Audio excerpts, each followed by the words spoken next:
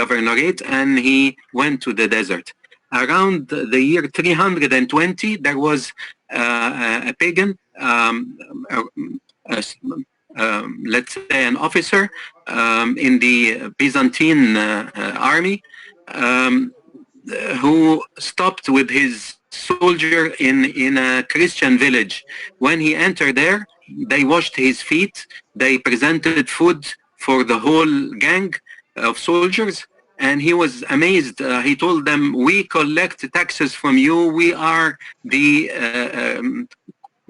colonizer, and you are treating us as if we are friends and not really enemies." And they told him, "We are Christian, and this is why."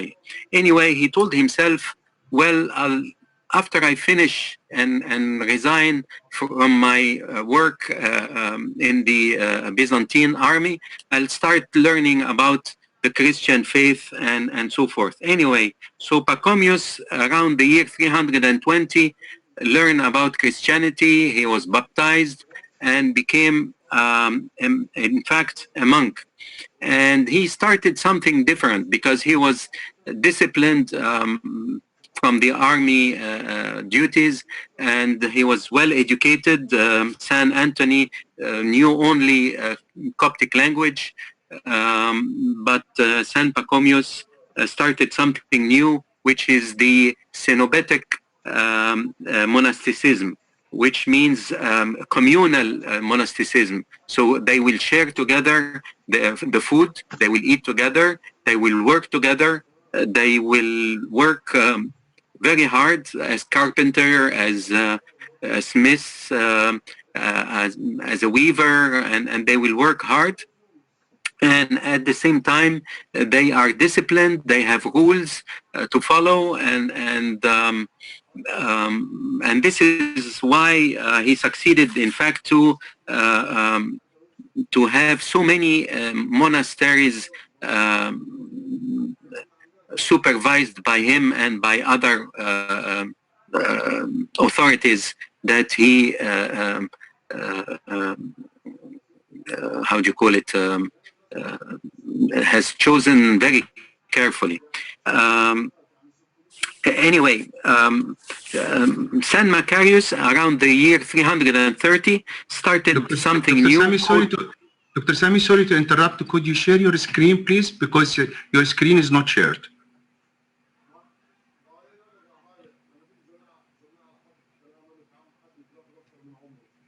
Okay. Yeah, go ahead. Anyway, real quickly, the third concept of monasticism was created by San Macarius, who also learned from San Anthony and from San Pachomius what they did, and he established something in between, in fact. So he included all the advantages from both rules, and he started something new. So the monks will live individually, and then near each other. Their monk cells are separate entities, but very close to each other, and they will assemble on Saturday afternoon and spend the evening praying together, and then celebrate the liturgy on Sunday morning, and have the agape or arabi together, like a small breakfast, and then they will share spiritual talks and then go back to their cells for the rest of the week. So anyway, the Laura was really created by San Macarius. In other words, these three systems of monasticism have been created in Egypt, and believe it or not, people will come from all over the world to learn from the Copts in their monasteries.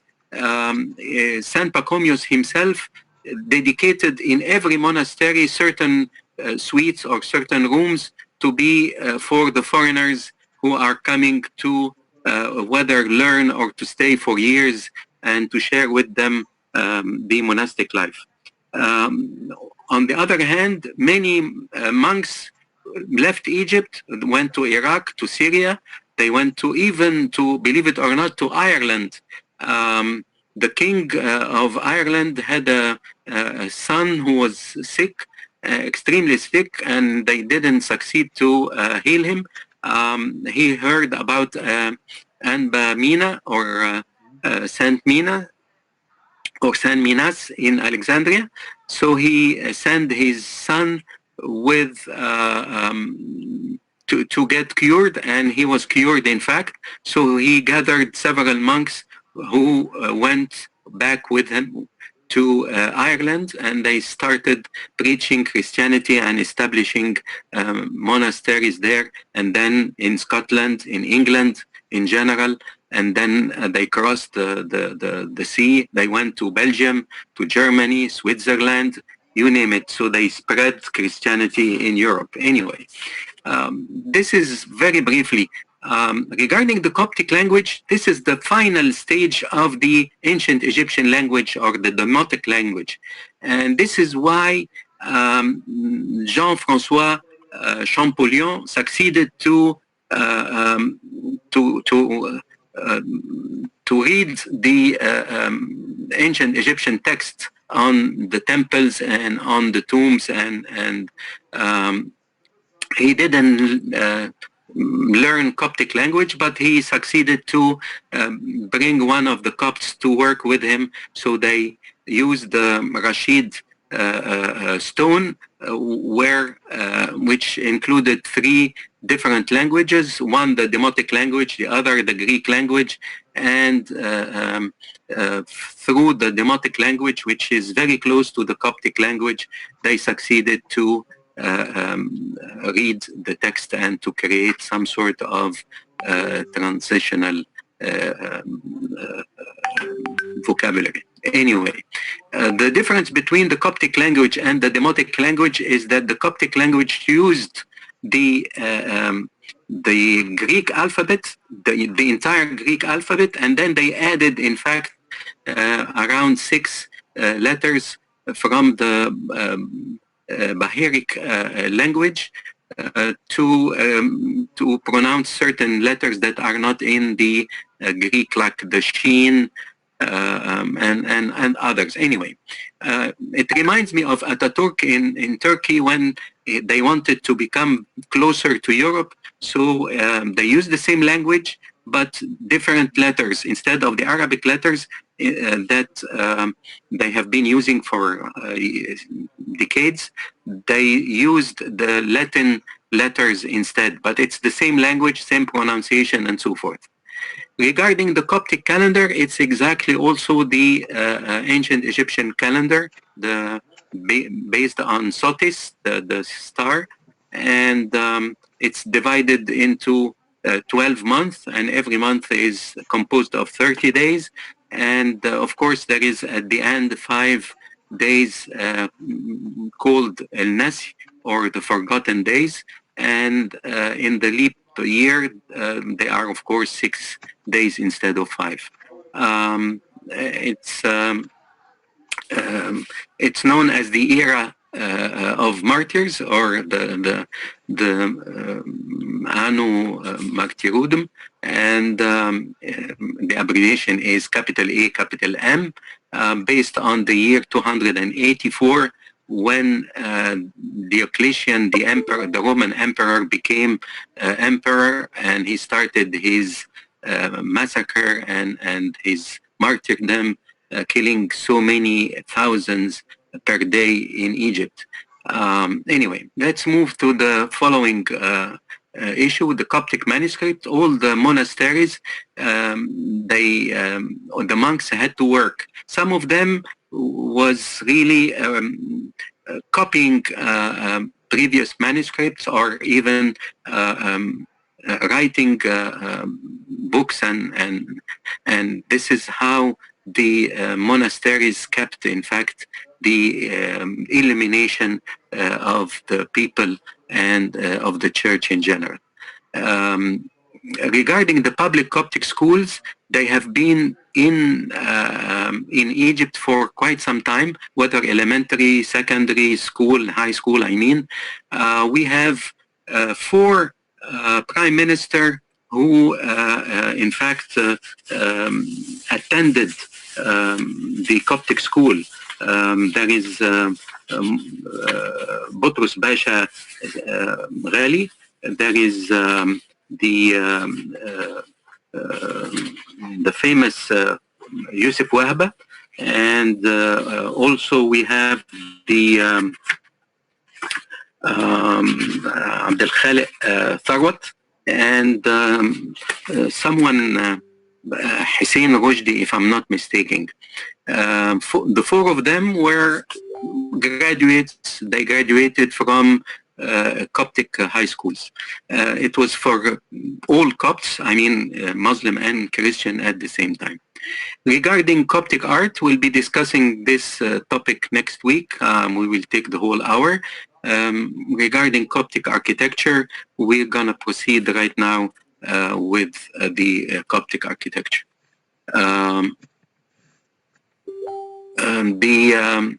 Regarding the main elements that are included in a church building, we're going to discuss the architectural elements very briefly, and then we will see together the typology of historic churches. It's a small booklet. I can send it to all of you if you'd like on the internet. If you send me your email address, I can send you. It's under, and I wrote it in Arabic and published it, and currently I wrote it in English, and it's in the process of being published as well. But I can send it to you, no problem. The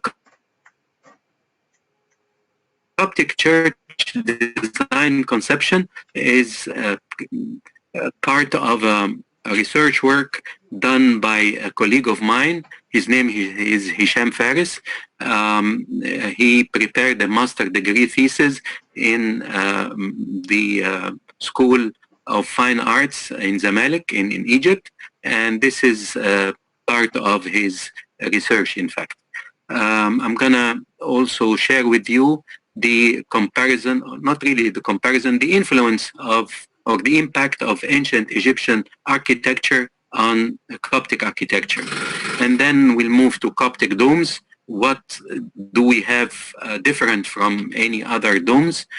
What makes it unique, in other words? And then a brief introduction to the bell towers and the vernacular architecture involved in our heritage. The architectural elements of the Coptic church from the plan that we have here. We will start from down below.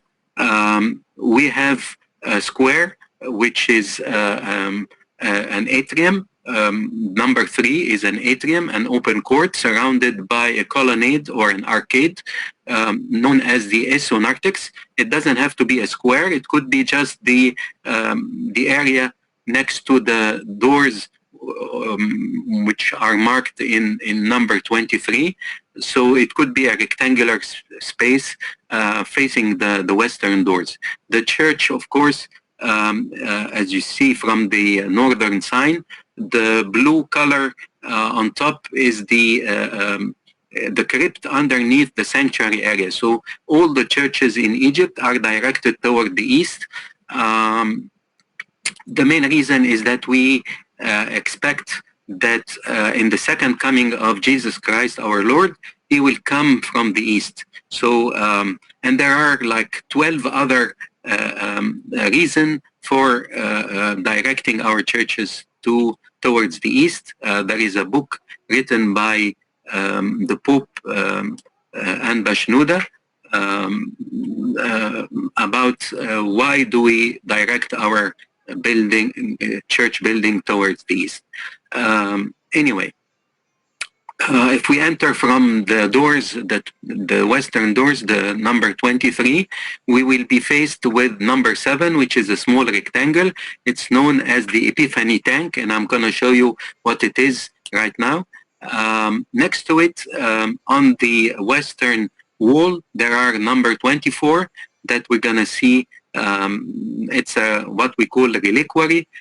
We put the relics of the saints and the martyrs in a small tube to venerate, in fact, not to, we just ask their help so that they can help us sending our prayers to God. They can be like an intermediate or a helper.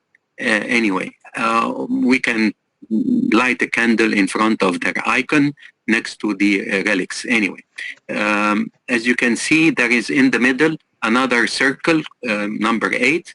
It's known as the mandatum tank, or the la'an in Arabic.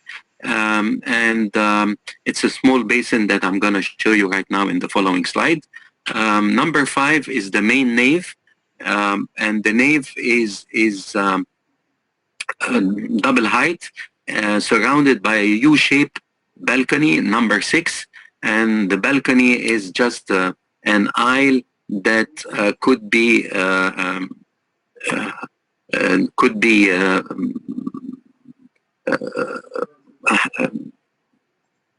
dwelling or hosting those who are, let's say, we used to have the balcony upstairs for the women, and up till now, in fact, many churches provide the upper floor for women for privacy. Anyway, let's move forward toward the east. We have number 9, and number 9 is a very important structure, since there was no microphone, and for the priest or the preacher who's gonna read or give a certain announcement or explain or preach, in other words, some of the scripture. So he'll be standing on a small higher ground, which is the pulpit or the ambon. It could be made of wood, could be made of marble. I'm going to show you also a small slide from Al Mu'allaqa Church. Number 20 is the choir area, and it's on top of the choir. Number 10 is the choir area or the chorus, and number 20 is where it's a wooden structure where you can put the Bible, so that you can read from it. The one to the right is directed toward the people. The one to the left is directed toward the altar and the sanctuary area. We read the Arabic from the one facing the congregation, and to the left we read the scripture in Coptic language. Number 19 is the iconostas, or the wooden panel or structure that is carrying all the icons. There is a certain order to put the icons. We're going to see it together. In this particular church, in fact, this is the plan of Abu Sifain or San Mercurius in Old Cairo. It has been renovated lately, and there is a crypt underneath the sanctuary area colored in blue. And the crypt is like a small basement. Usually they will bury the saint's body or the priest's body or the bishop's body and so forth.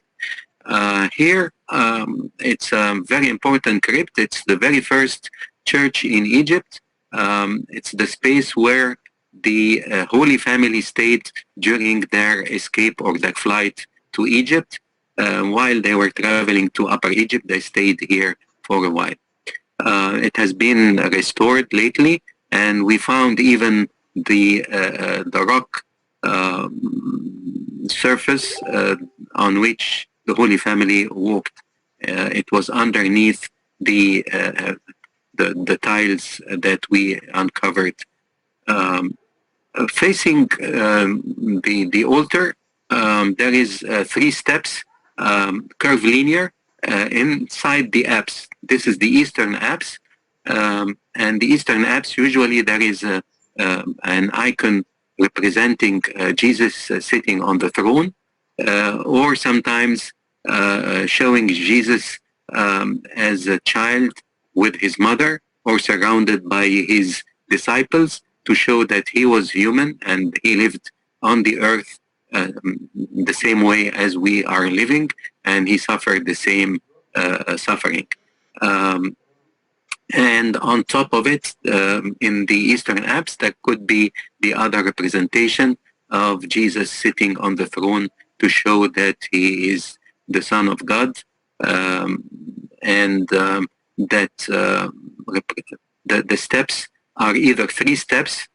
We call them the thronos or the synthronon, and they represent the church main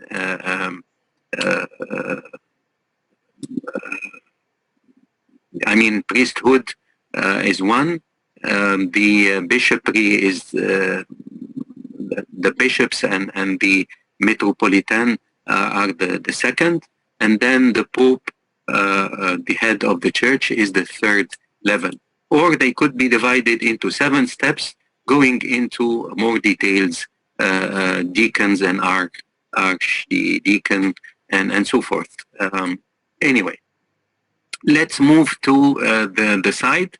We have on the northern side, number 22, this is the baptistry, and the baptistry includes a baptismal font. It could be 2 baptismal fonts, one for kids and one for grown-ups, because if there is for example, a Catholic who wants to get married to a Coptic Orthodox girl, he has to be baptized once more, because there is a certain restriction in our church that baptism is done in a certain way, not followed by other churches, in fact. Number 21 is the refectory, where people, after attending the Mass, they can stay together and have agabi or arabi, which is a small meal after fasting since midnight. Before going to work, they need to eat something. Anyway, number 2 is another entrance. It could be provided in the northern elevation or the northern door, or both northern and southern, as well as the western. So these are the main doors leading to the church nave and aisles. And it's known, it's a doxar, and doxar is a Coptic word, means an entrance, vestibule. Usually it looks like a dome to provide shades and shadow. Anyway, this is the narthex, and the outer narthex. We use the word eso. Eso means in Coptic the outer. So eso narthex is the space facing the western doors. The picture in front of us is from the St. Mary Church, known as the Hanging Church or Al-Mu'allaqa in Old Cairo. And as you can see, it has been restored after the earthquake of 1992. A beautiful narthex right there. From the doors we enter, and we are faced with the nave, surrounded and flanked by the aisles. As you can see, there are wall paintings on the walls and above the arches, and in front of us there is the iconostas, or the screen carrying the icons, and before it there is the Epiphany tank, which is a small basin, nearly 2 meters by 2.5 meters, to celebrate the Epiphany. In early Christianity, the Copts will go to the Nile River and celebrate the Epiphany feast on the 19th of January. In the river, they will swim together and so forth. And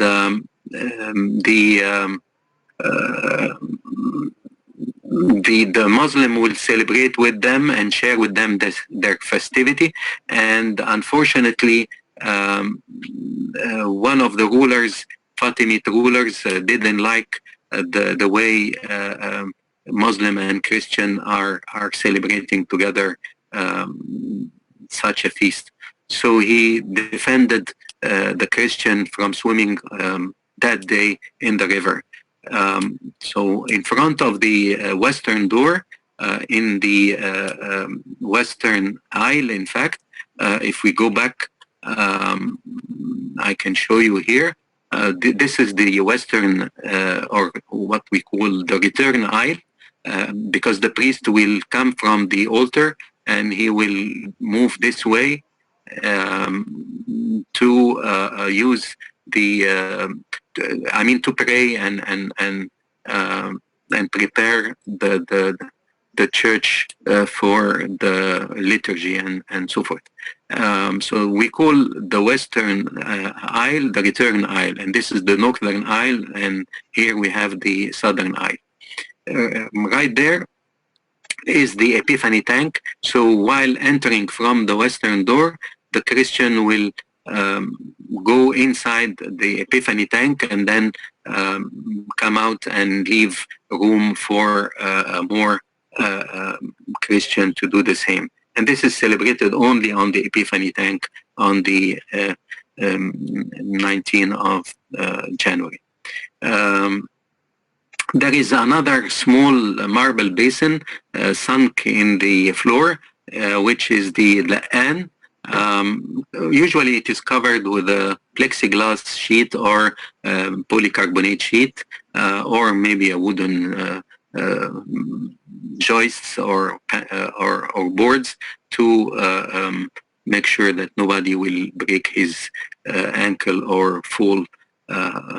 Anyway, it's in the third, western third of the middle nave, and it's used 3 times per year.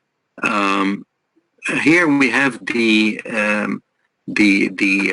what we call the ambon, or the pulpit, where the preacher will be standing high so that people can see him and can hear him easily. There is a few steps here, and then there is a wooden, other wooden steps located here, but they are not permanent, so we take them out to provide more room around the space here.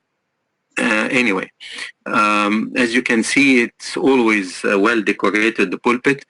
Here they used the mother of pearl with small pieces of marble with red and black colors. Here we have the iconostas, and the iconostas is in fact a very important panel. It does separate the sanctuary area from the nave and from the aisles. There is a door in the middle, and above the door there is the icons depicting Jesus Christ in the middle, and usually to the right is Saint Mary, and then saints or archangels will be placed depending on the location in the church chorus. If we think of the decoration of the church, we should remember there is a verse in the Psalm, and David, the prophet and king, has written several psalms. In Psalm 45, verse 13, it says, "The royal daughter is all glorious within the palace," which means that all her glory and all her beauty is from inside, not really on the outside. And this is why we don't decorate much our buildings, our church building. They are mostly decorated inside. As you can see here, we have a dome above the altar, and this is the eastern apse also, with decoration. Even the soffit of the arch is also decorated, the chorus in front.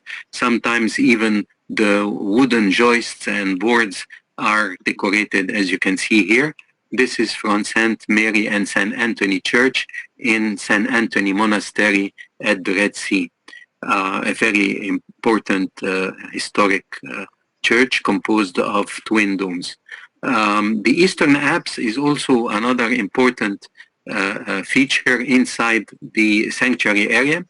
Here we have the Eastern Apse decorated and divided into two to show that Jesus Christ, our Lord, was a human being.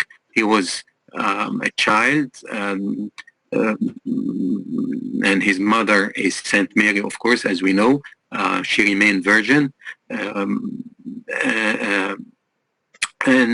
He grew up and became,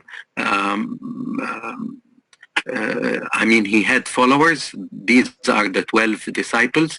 And here it shows Jesus Christ sitting on the throne. So both events are, or facts are exhibited and illustrated in the Eastern Apse. Sometimes we have a smaller apse underneath it, like in the Chapel of the Four Creatures in St. Anthony Monastery. There is a small chapel known as the Chapel of the Four Creatures. There is a big Eastern apse, this one here, and this is an oval shape. We call it mandorla, and mandorla means the almond, which is an oval shape. It's a Latin word, mandorla. Anyway, underneath the Eastern apse, right here, hidden behind this altar, in fact, there is a small apse including the cross. And the cross is, on the cross there is the shroud that was used by the disciples to cover the body of Christ before putting him in the tomb. It means that he resurrected. So the cross is decorated, as you can see. It's a triumphant cross. It's not something that we are ashamed of. It reminds us that we will resurrect from the dead, like what Jesus did, in fact. Here we have a dome on top of the altar, and the dome is known as the ciborium or the baldachin.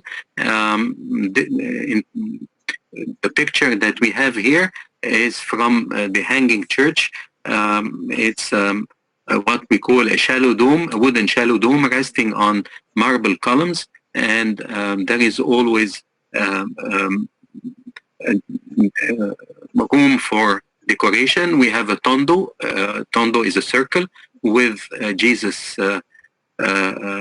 Christ carrying the scriptures, surrounded by archangels. And as you can see in the back here, that's the upper part of the Eastern Apse.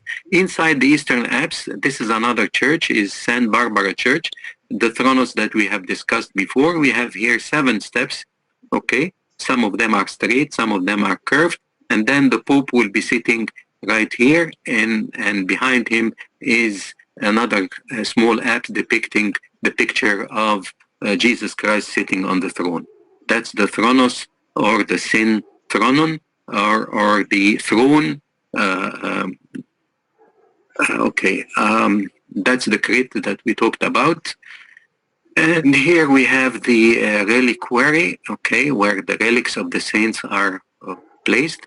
Usually we have 1 bell tower or sometimes 2 bell towers, like in the case of Al Mu'allaqa Church. There is a room where they will be storing all the needed equipments to prepare the urban or the dough.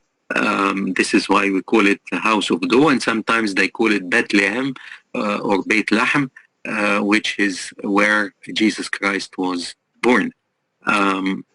Okay, let's move real quickly. That's the crypt that is underneath the church. You can see it here. We have steps leading to the crypt where the Holy Family stayed. Another cross-section passing through, it's a longitudinal cross-section, and you can see also the crypt right there.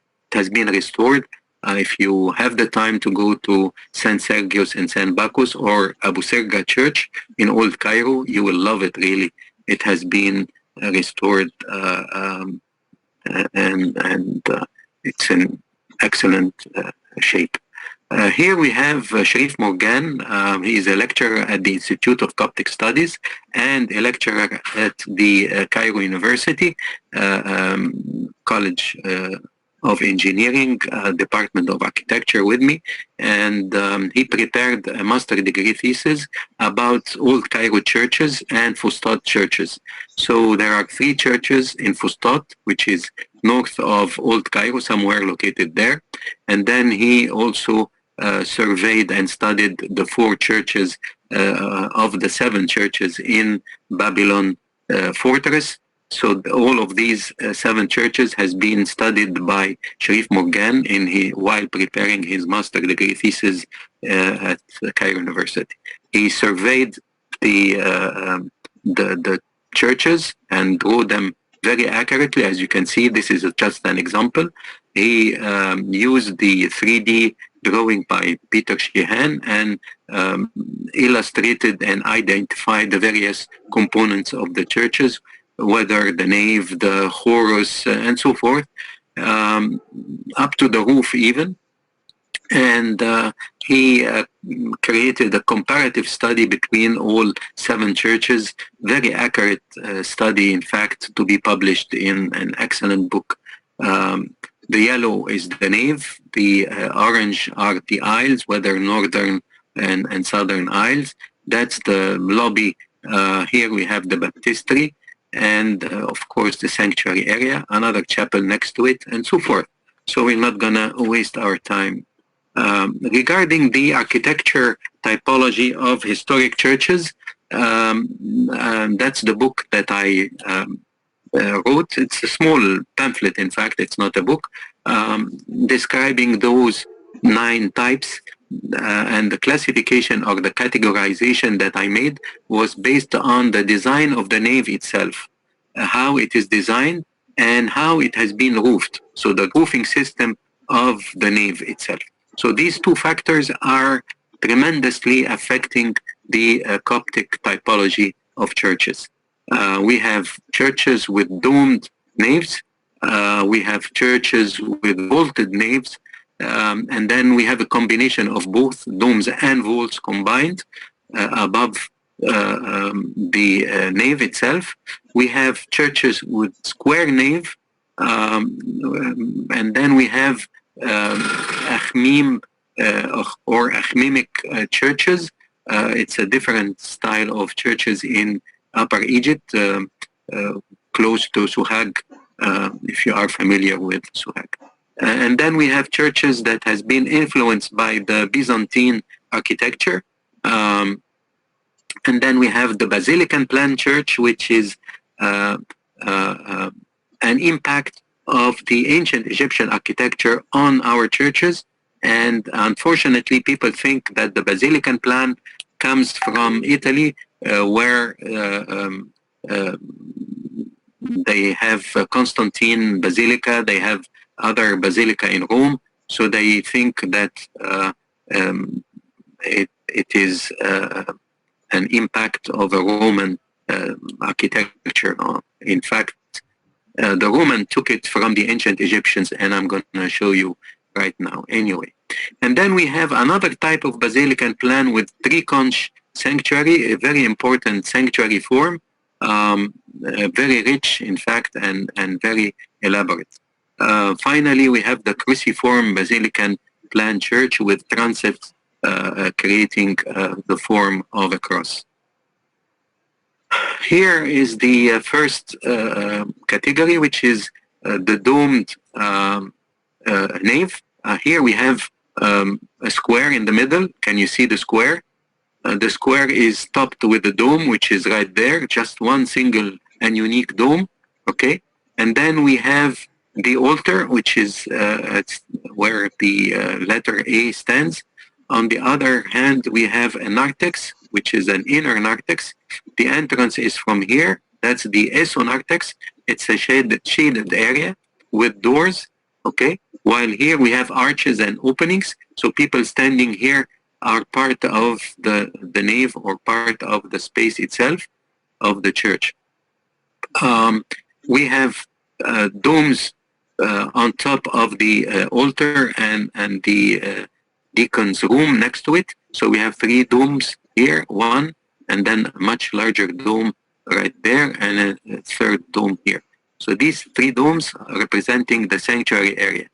We have only one minaret, which is, we call it bell tower or campanile, in fact. So that's the bell tower or the campanile, and it's right there. Here we have a single dome, a nave composed of a single dome.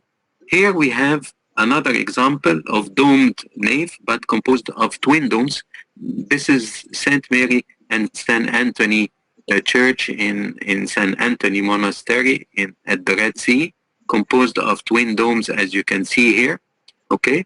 And the twin domes are separated by a small parapet, just to provide room for the old monks, and these are for the newly fresh monks who are, let's say, not really that old and not really that sure of themselves in terms of faith and so forth. We have a chorus here, or a choir area, and then the sanctuary with a beautiful dome right there. That's the beautiful dome on top of the altar, right there. And then the apse is this one here with the Jesus Christ depicted sitting on the throne. That's the chorus, which is right here. It's a vaulted wooden chorus, okay? A very magnificent setting, in fact. We can have 6 domes inside the nave instead of 2. Here, this is Deir El Amir Tadros, or the monastery of San Tadros or Theodore in Babylon El Darag in south of Old Cairo. And that's the nave. That's the narthex, inner narthex, and then we have a bent entrance. It's not really a direct entrance. It's meant to be bent so that the sound of the streets or the sound of the surroundings will not really infiltrate inside the space. The beauty of this nave here, that each dome of these 6 domes is resting on 2 different types of stalactite. As you can see here, we have 2 different types of stalactite. These 2 are similar to each other, while the opposite 2 are made of different form. And every dome has 2 different design. In other words, we have 12 different design in the nave only. And this is a richness of the Coptic artist and architect to show that they can elaborate the concept differently. Here we have 9 domes in the nave. The 9 domes are composed of 3 rows of chorus, so we have 3 chorus, okay, and then we have the on the far east there, that's the sanctuary area. In other words, the church could be called a 12-dome church, okay? That's the bell tower, okay? And right behind it, there is a dome also, so we have 3, 6, 9, and 12 domes. We can call it a 12-dome church or a 9-dome nave. Anyway, another type of domes here, but unequal domes, in fact. if we look at this particular church, that's the church at the monastery of the Holy Cross, Deir Salib, in Neada, in Upper Egypt. We have an extension of the church. That's the original church in black. So we have 9 domes for the nave, and then 3 domes for the chorus, and 3 domes for the sanctuary area. In other words, this is a 15-dome church. The extension is right there. We have an narthex leading to this church and to the other church as well. We have an esonarthex outside. And in other words, if we calculate the number of domes that we are seeing here, we have 25 dome church in this particular building. We can have vaults instead of churches. Here we have a very simple, straightforward design. Inside the monastery, there is a structure called the keep, and the keep is like a small fortress with a drawbridge where they can lift up the drawbridge and close the fortress totally. Nobody can penetrate. The church on top of the keep, there is always a church in the name of Saint Michael or the Archangel Michael to preserve the church and to preserve the keep and the monks. Here in the San Bishoy in Wadi Natrun, we have a vault for the nave, and then we have the dome for the sanctuary area. A simple design, straightforward design. That's the nave, topped or covered with an east-west single vault, and then the sanctuary area is topped with a dome, as you can see here, with the altar in the middle. There is a wooden screen placed here, also to provide room for old monks and then younger monks as well. We can have 2 parallel vaults. In here, we have 2 parallel vaults. As you can see, so the nave is composed of 2 parallel vaults. It's a north-south vault, in fact. And then the sanctuary area, we have 3 sanctuary areas with 3 altars. And then we have the steps here, 3 steps which are placed here, as you can see, the 3 steps for the thronos. And then we have another small recess, which is the eastern apsis, a small one. We have an entrance vestibule, which is the doxar, leading to the entrance and to the nave of the church. That's St. Mary Church in Deir Suryan in Wadi al-Natrun. We can have perpendicular vaults. I mean, the central vault going from east to west, okay? And perpendicular to it, there will be smaller vaults, shorter, and surrounding the main space to increase the size of the nave. We have the altars here, and then we have another space which is the inner narthex as an extension of the church. We have restored this particular church and extended, in fact, the east-west main vault up till here, and we opened 2 small openings here to allow the people standing here to view the liturgy and to attend the mass. That's the after the restoration and after extending the main central vault. And these are the perpendicular vaults, not really passing through it. They stop here, okay? And you can see from the interior, we have created with the same material the arches to accentuate the resemblance of the old structure. We used the same bricks and we replaced the broken one with new bricks with the same size, same material, exactly. That's Midram, St. George Church in Midram. We can have a combination of vaults and domes. The combination will create a beautiful setting, in fact. Here we have what we call a three-conch space. So a conch is an apse, so that's a conch, another conch here, and a third conch there. But when we have the conch or the half dome short, we need to extend it with a vault. So we have a vault, and then next to the vault there is a half dome, and we call this an umbrella vault. So we have half umbrella vault here, while here we have a full umbrella vault. So that's the vault. And then we have half of the umbrella located here, and half of the other half of the umbrella is located on the opposite side.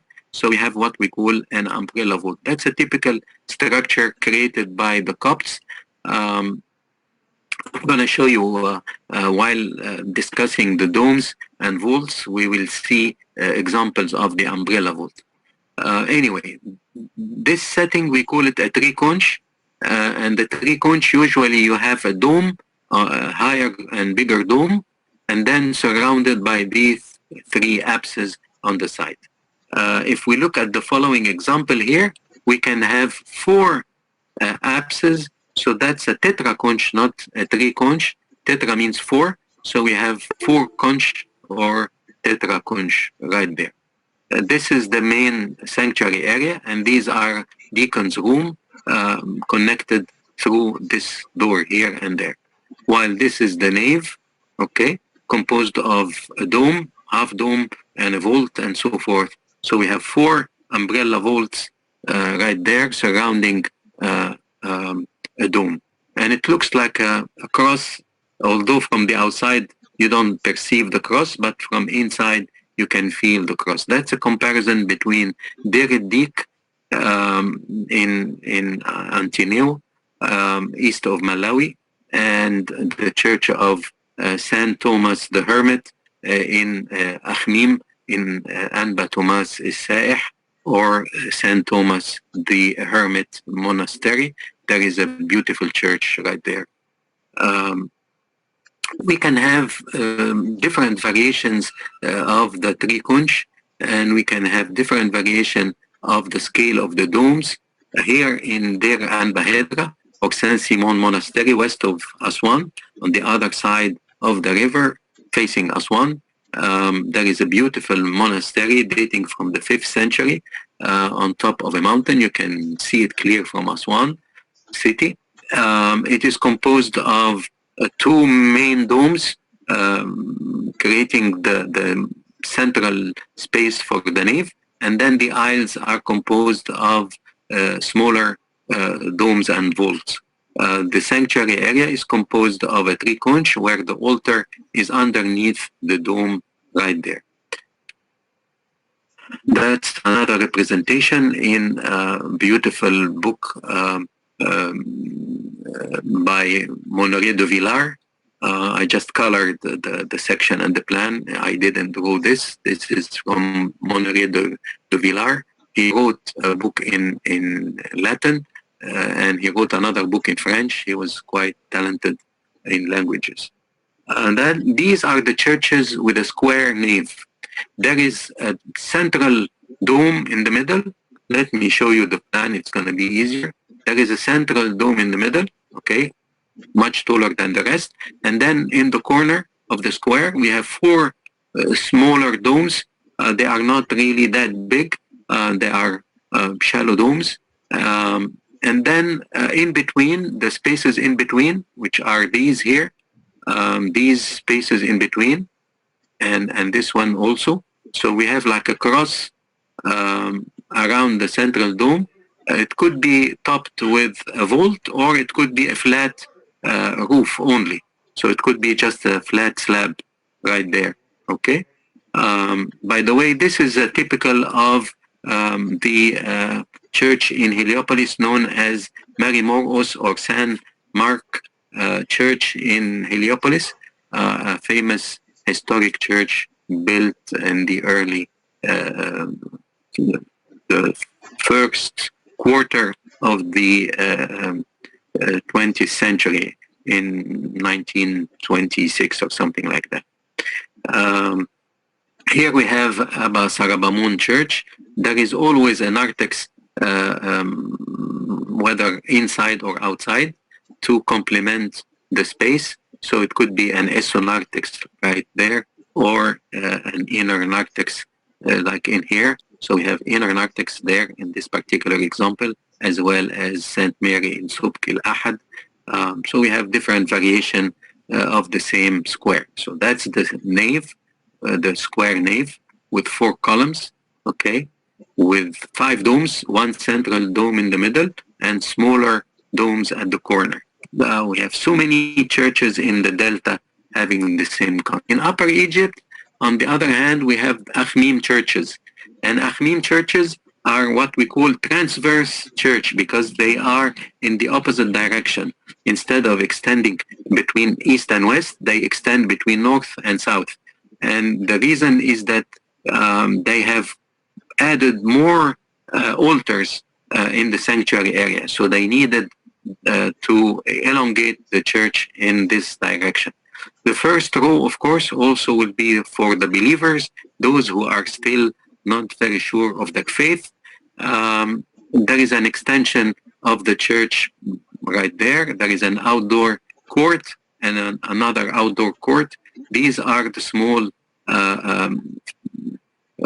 monastery. It's a square monastery surrounded by a fence and a door, and they are very close to each other. That's Mary Gerges al-Hadidi or Saint George al-Hadidi in Akhmim, a very famous church surveyed by the IFAO, the Institut Français d'Archéologie Orientale, which has spent so much time in this particular village, Mary Gerges village. And they surveyed the houses, they surveyed the work that the people are doing, weaving baskets and so forth. They surveyed the church, as you can see here, a very accurate survey of the church. Anyway, let's move to another concept, because we can have like sometimes 11 sanctuaries next to each other. Here in Anba Badaba we have 9 sanctuaries, but in other churches they could be even 11 sanctuaries next to each other. That's the influence of the what we call Byzantine architecture.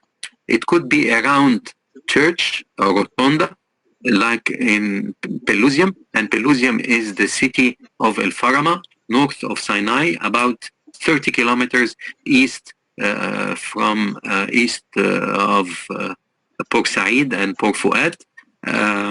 That was the beginning of the Pelusium branch, one of the 7 branches of the Nile Delta. Nowadays we have only 2 branches, but back then there has been 7 branches. And the one to the far east is the Pelusium branch, and at the beginning of the branch next to the Mediterranean Sea was the city of Pelusium, a very important city in fact. It was the entrance to Egypt, whether through the sailing boat or through and the port, or through the main highway coming from Syria and Lebanon and Palestine and so forth. Another concept also from the Byzantine church and Byzantine architecture is what we call a central space plan. The central space plan is that we have a central space in the middle, double height, topped with a dome, really very striking and very dominant, surrounded by shorter structure on the side. It could be circular, or it could be with 4 apses like what we have here. So that's the Tetraconch church. Okay, here is the altar, and we have a balcony on top of these spaces. Okay, and here it's a double height space forming the central space of the central plan concept. It's a biaxial design as well. So we have an axe of symmetry here and another axe of symmetry right there. This example is known as the Eastern Church in the historic city of Abu Mina in Mariut, southwest of Alexandria. That's a reconstruction that I prepared for this particular church to be restored. We are waiting for the Minister of Antiquity to give us the permission to reconstruct the half domes and the dome because they are not existing anymore. It's a beautiful representation or influence of the Byzantine architecture. Number 7 of the category number 7 is the Basilican Plan Church. The Basilican Plan Church, like what we are seeing here, by the way, the drawing is also prepared by Sharif Morgan in his master degree thesis. I borrowed it from him, just placed few numbers so that we can discuss them easily. That's the, of course, you know, this basin known as the Epiphany tank. This is the La'an small basin. And then here we have the ambon. Right there is the iconostas. The altar is right there. Yeah, on top of the altar is the ciborium dome on top. We have the thronos in the back and the eastern apse. The picture that you are seeing here is looking towards the west. In fact, that's the western part of the church. And we have a U-shaped balcony right there on top of the aisles, the northern aisle, the return aisle, and the southern aisle. We have a baptistry here. Anyway, this was also restored lately, Abu Sirga of St. Sirgis. We can have different types of basilican plan. They, like in Wadi Natrun, in Deir al-Suryan, St. Mary al-Suryan Church is composed also of a nave surrounded by aisles, a U-shaped aisles, a narrow one, in fact. And then we have here a beautiful space. I will show you a wall painting discovered right there. So try to remember this particular space here, connecting the church with the surrounding. We have the refectory in the back here. We have the fortress or the keep right there. You can see it. And anyway, let's move to the main hanging church. The hanging church, unfortunately, the nave is divided into 2 spaces because this is a very big span and they couldn't afford getting wooden joists or trusses to span such a huge space. It's nearly 15-meter span or more. So they had to provide columns right there with wide arches. So you can see here the arches are much wider and the intercolumnation is bigger here than next to the aisles to allow the viewer or those who are praying here to feel that this is one space instead of being divided into 2. And of course, the reason why they have located this here is that there is the Roman fortress underneath it, and the Copts, while building the church, they respected, of course, the walls that are aligned right there. I took the plan from Dr. Peter Grossman, the famous German restorer and surveyor, working with the German Institute in Cairo, DAD, and I placed it on top of the upper floor plan, and it was really fitting exactly with the alignment of these columns. Anyway, we have here the esonartex. We have 2 staircases leading to the balcony on top right there. It's only a small balcony. And then the aisles and the nave are double height, all of them. and we have three sanctuary areas or three altars connected with each other. This was the seat of the Pope, and the Pope was living in the upper floor right there, and underneath it there was a small chapel for him anyway. And not anymore. I'm talking about hundreds of years back then. After the earthquake of 1992, the Arab contractor, a very famous contracting company, started to restore the Coptic Museum, which is next door here, and the Mu'allaqa Church.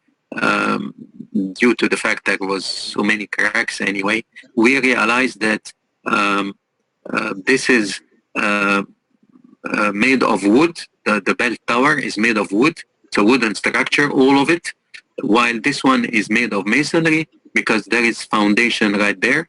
Okay, here we have stronger walls. So the early Copts built this particular bell tower with bricks and masonry, while this one they build it for the sake of symmetry with wood structure. Anyway, we restored it and it's working very well. Anyway, that's the inside of it. Another irregularity of the Basilican plan, instead of having just an eastern apse on one side, here we have another apse on the western side to allow the decoration of the church with a beautiful wall painting, and also to provide this symmetry inside the church. These are other examples.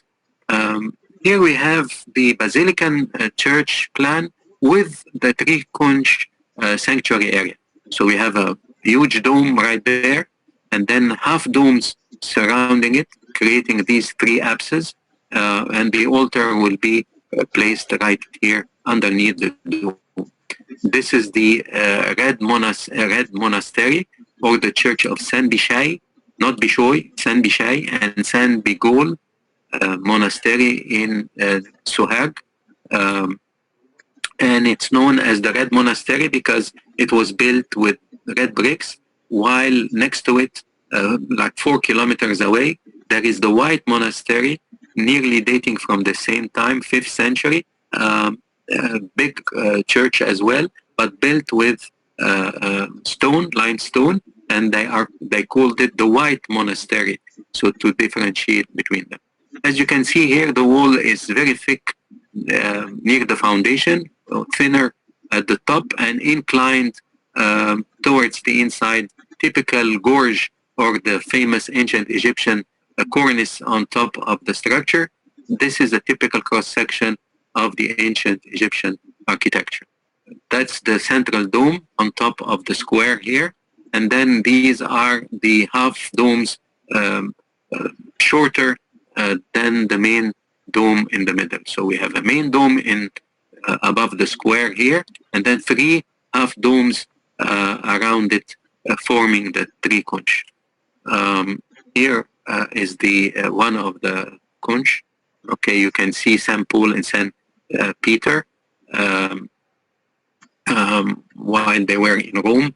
The whole church has been renovated, or let me put it this way. They have cleaned the wall paintings. I'm going to show you right now how beautiful it is. This was like 10 years ago. Let me show you. That's the final, that's the same church, the Red Monastery, or San Bishai and San Bigol Church. That's the three conch. Right there is the central dome. You can see part of it, all right? The white one. Of course, this is not the dome. The dome is right there, okay? Unfortunately, I couldn't get better picture because the space is not really that big. Here we have the three conch. That's the one, the eastern apse, and these are the northern apse and the southern apse surrounding the main central dome right there. It was cleaned The wall paintings was cleaned by the American Research Center in Egypt, known as ARCE, American Research Center in Egypt. Um, and they are still working on the outside. This is the inner part or the sanctuary area of the church. The rest of the church, which is outside, they are still working in it. We have so many churches based on the same concept of Trikunj. They don't have to be equal. The Eastern apse could be much bigger and the other two much smaller. The square definitely will not become a square. It will become a rectangle, and the dome is not circular. It's elliptical dome. Here we have Abu Fana Monastery or Sant Fana Monastery. We have a beautiful cross right there in the Eastern apse. We'll be discussing it next time because this is what we call the Iota art.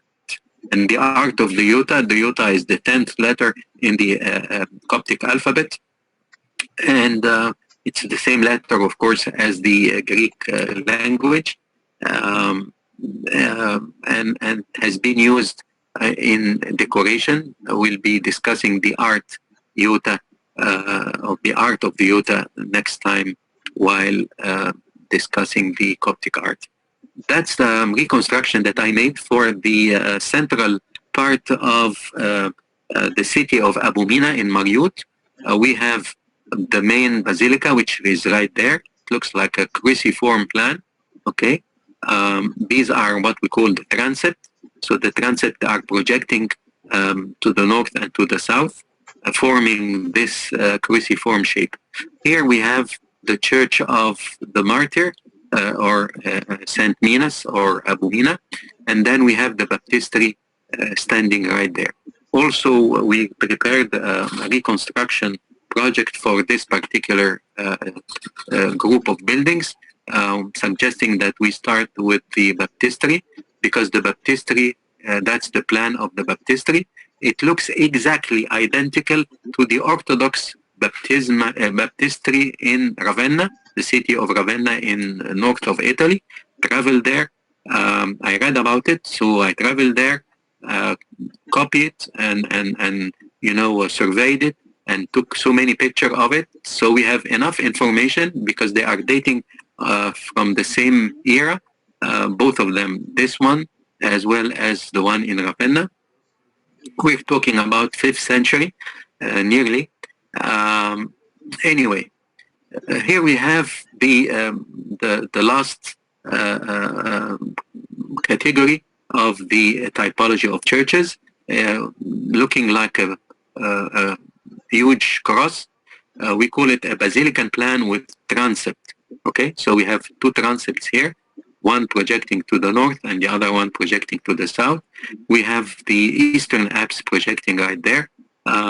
In fact, around Alexandria and north of Sinai, we have the Eastern apse always projecting from the church, which is not the case in the rest of Egypt. Always the Eastern apse is embedded inside so that nobody will see the Eastern apse from the outside. We have 4 columns here, as you can see, the 4 small circles right there. So these are 4 marble columns carrying a wooden dome, which is not existing anymore, and the altar was underneath this wooden door. That's the altar right there.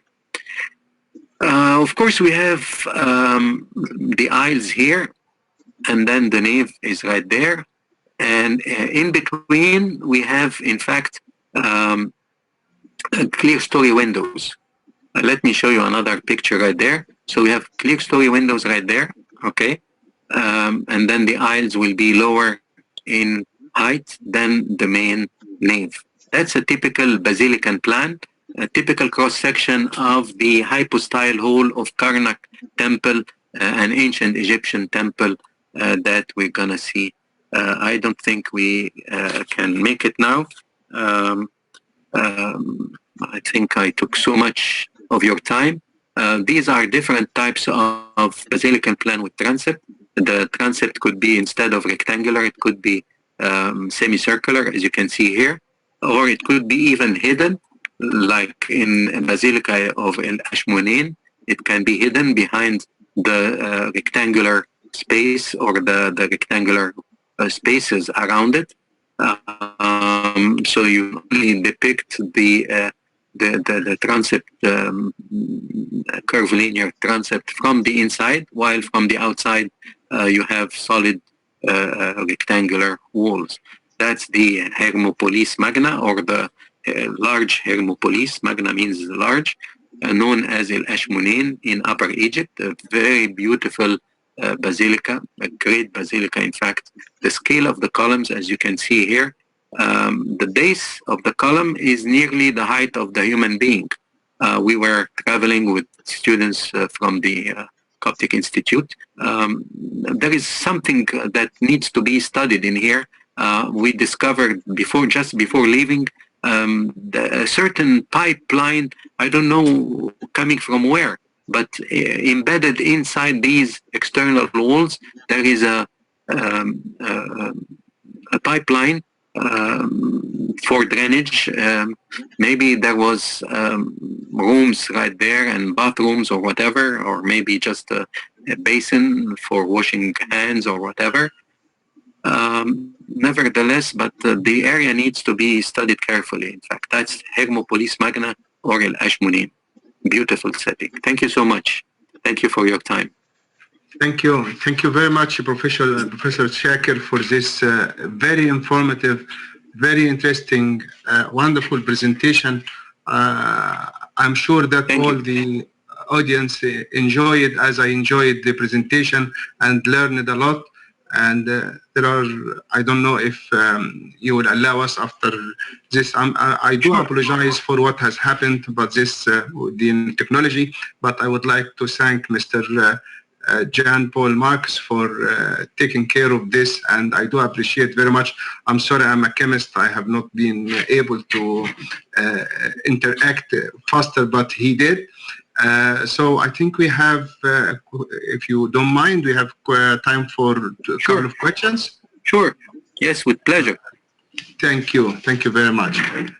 And regarding before the questions, regarding next week, I will coordinate with Jean Paul, and we will send you a new link, and we'll just make sure that everything will be under control.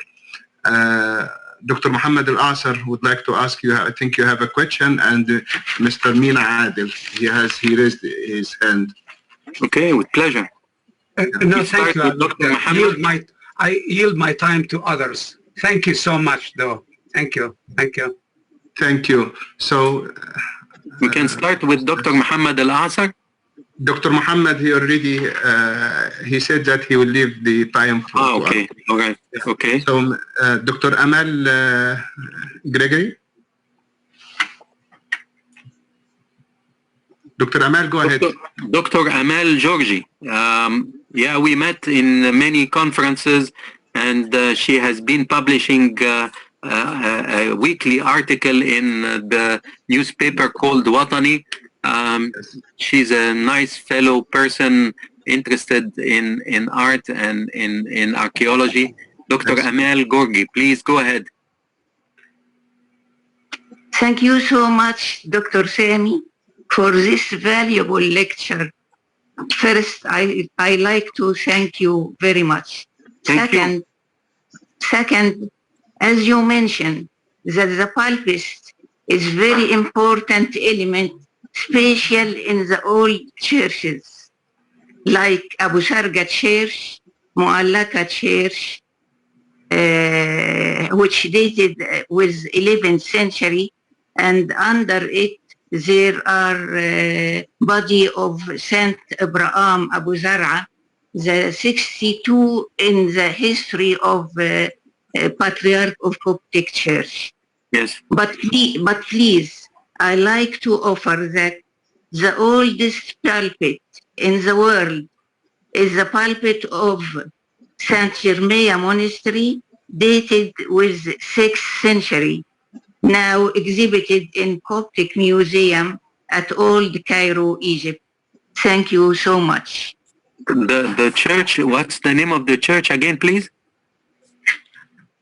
I like to say a pulpit of Saint Germain Monastery. Oh, okay. Yes, from Saqqara, Monastery. Yes. Saint Jeremiah Yes. Monastery. Yes. From Saqqara Monastery, which dated with 6th century, now exhibited in Coptic Museum at Old Cairo, Egypt. Okay. Back then, maybe like 15 years ago, we were traveling with Bishop Anba Samuel. Samuel Suriani, yes. Yes. And we were visiting the White Monastery. We discovered there another pulpit made of granite.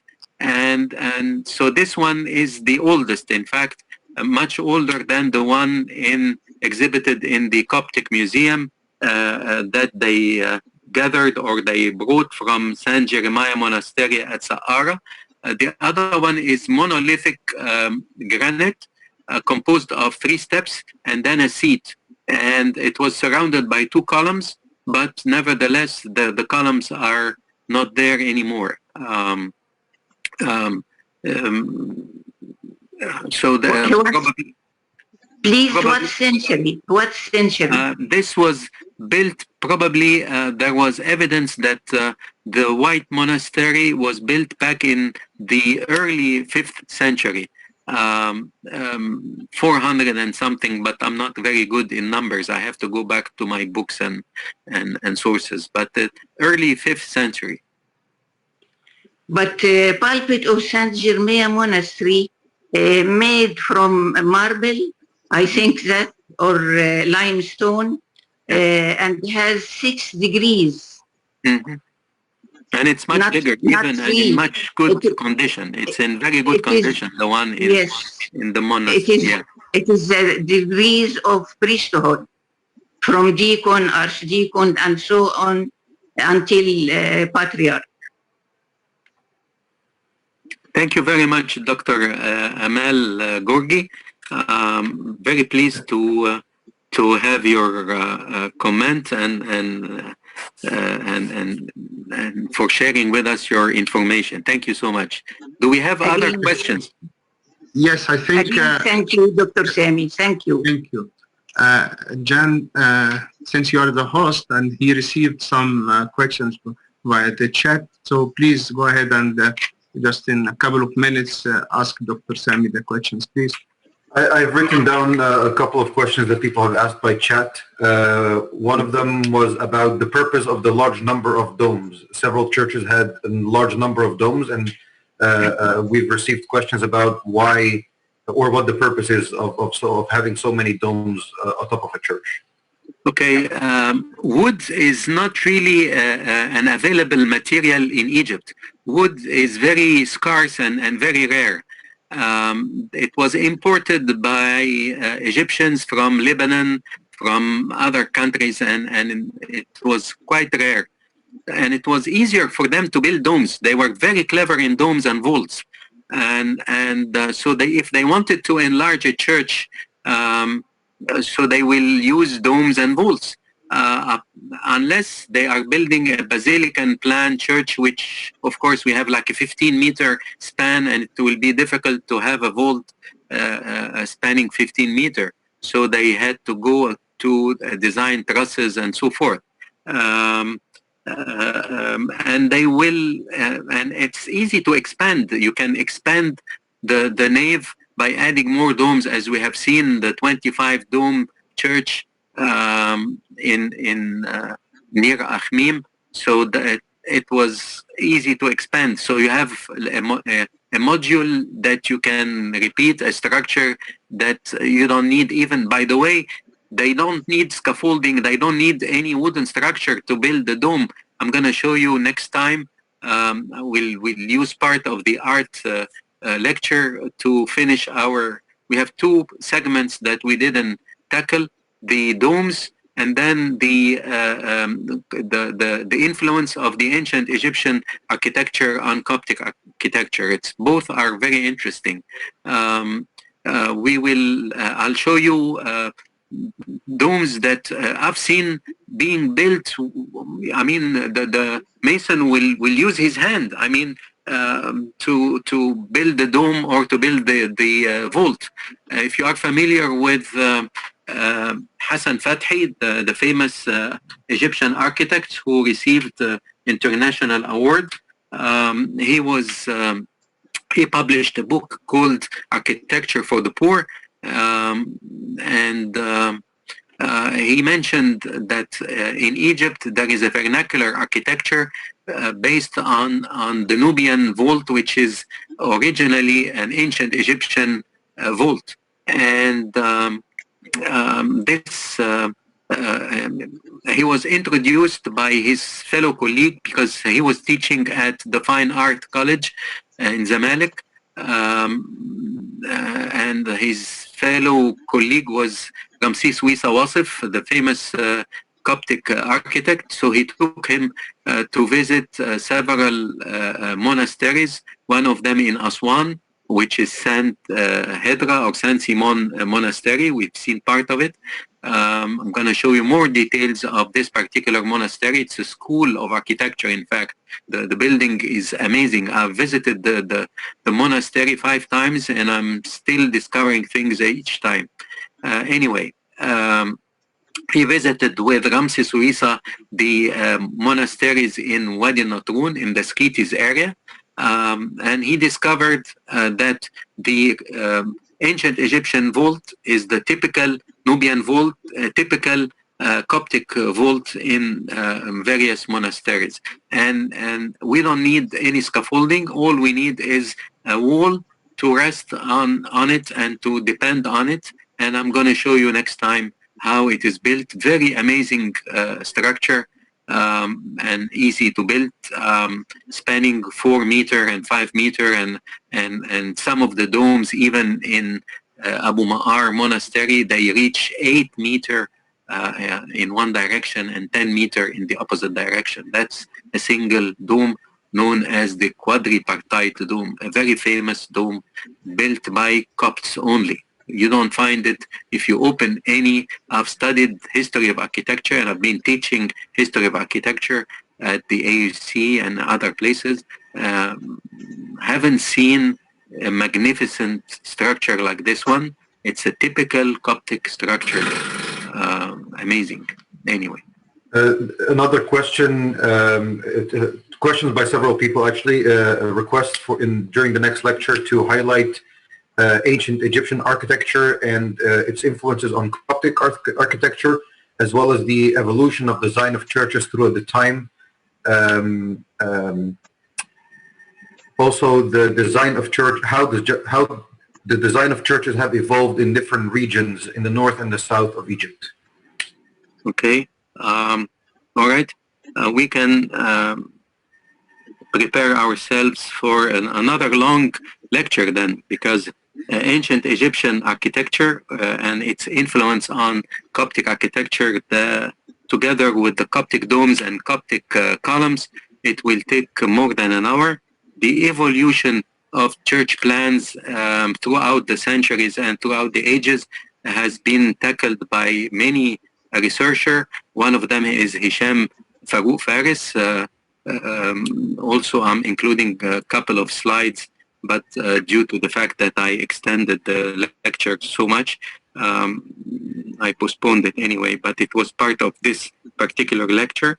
There is also the work of another scholar, but outdated, unfortunately, but nevertheless will take part of his publication to include it in our presentation next time.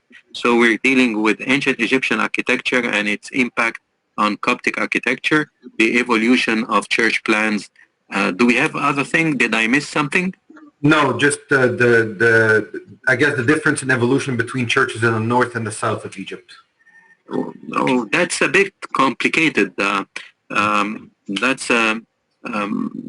I did it in a couple of bishopry, but not really throughout Egypt. But I'll do my best to cover it with respect to region. See, the region incorporates different needs, whether social or environmental, climatic, I mean. So there will be different designs. All right, we'll see what we can do about it. It's a bit difficult with respect to region, anyway. Several people have also asked for a copy of the slides, if that's available. Yeah, sure. And where they can get it. I can, if you let me know how to upload it, I will. I'll discuss it with Dr. Muhammad Hamza and upload it. I don't mind. Sure. Maybe we will share them with the record. We managed to record the.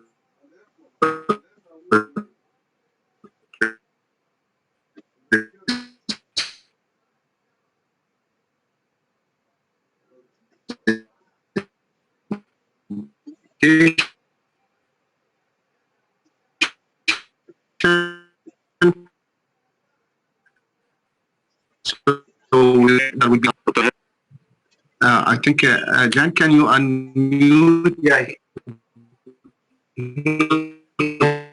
He has to accept to be unmuted. Okay. In the meantime, mailing list, or if there's a website they can go to be added Okay. to the next invitation. I will write our email in the chat, and they are interested and will be very pleased to add you to our mailing list. It's an honor for us. Then,